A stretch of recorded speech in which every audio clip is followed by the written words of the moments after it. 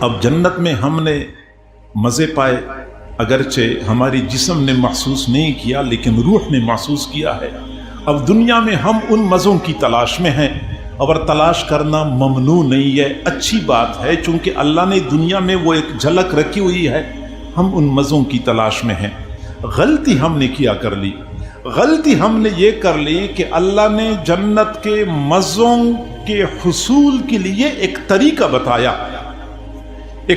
بتایا، اور ہم اس طریقے سے ہٹ کے اس کو حاصل کرنے کی کوشش کرتے ہیں۔ اللہ تعالیٰ نے فرمایا کہ قُلْ نَهْبِطُوا مِنْهَا جَمِيعًا، تم سارے کے سارے زمین پہ اتر جاؤ۔ فَإِمَّا يَأْتِيَنَّكُم مِّنِّي هُدًى، پھر تمہارے پاس میری جانب سے کچھ ہدایات آئیں گی، زندگی گزارنے کے دستور اور اصول آئیں گے۔ پھر جو اصول آئے گا تورات کی صورت میں، انجیل کی صورت میں، زبور کی صورت میں، یا پھر قرآن کی صورت میں، فَمَن تَبِعَ هُدَايَ، جس بندے نے اس دستور حیات کی پیروی کر لی، اس کے مطابق زندگی گزاری، فَلَا خَوْفٌ عَلَيْهِمْ وَلَا هُمْ يَحْزَنُونَ، ان کے اوپر نہ کوئی خوف ہوگا نہ غم ہوگا۔ وہ سکون جو ہمیں جنت میں ملا، اسی سکون کو تلاش کرنے کے لیے آج انسان مارا پھر رہا ہے، لیکن اس کو سکون کہیں نہیں مل رہا۔ وجہ کیا ہے کہ اللہ رب العزت نے سکون جہاں رکھا، اور جس کے بارے میں اللہ رب العزت نے ناقابل تردید حقیقت بیان فرمائی ہے، ہم اس طرف التفات نہیں کرتے۔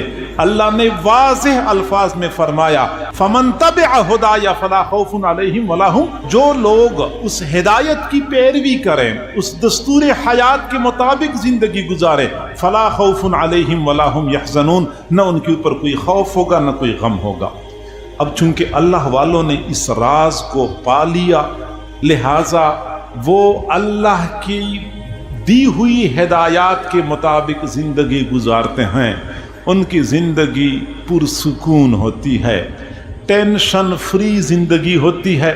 اور جو لوگ ان ہدایات کو بھول گئے، وہ سکون تلاش کرتے کرتے زمین سے اوپر اٹھے، ہوا کے دوش پہ، پھر فضاؤں میں، پھر خلاؤں میں، پھر چاند پہ قدم جا کے رکھا، لیکن پھر بھی سکون نہ پا سکے۔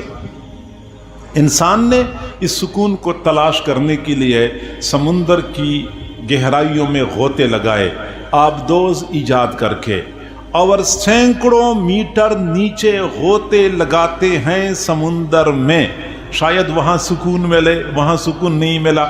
پھر پہاڑوں کی سینوں کو چاک کرنا شروع کر دیا، چاک کرتے